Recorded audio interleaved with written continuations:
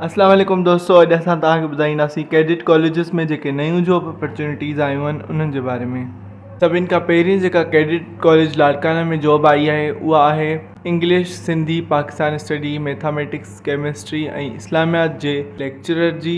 हिन लाइ क्वालिफिकेशन में घटि मास्टर्स या 16 इयर्स जी रिलेवेंट डिग्री हुजणु लाज़मी आहे। वैकेंसीज़ 6 आहिनि ऐं हिन लाइ मैक्सिमम एज लिमिट 35 साल आहे।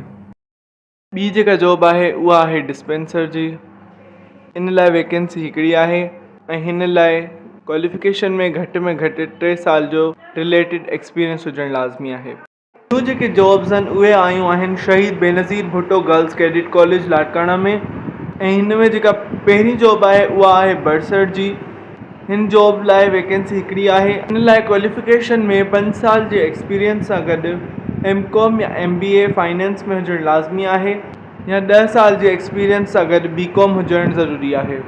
हिन लाइ मैक्सिमम उमिरि जी हद 35 साल आहे। ऐं हिन खां अलावा ॿियूं बि इलाही सारियूं जॉब्स आहिनि जेके मुख़्तलिफ़ कैडेट कॉलेजिस में आयूं आहिनि।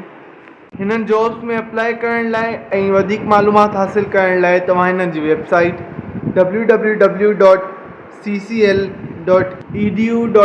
ते वञी अप्लाई करे था सघो ऐं वधीक मालूमात हासिल करे था सघो।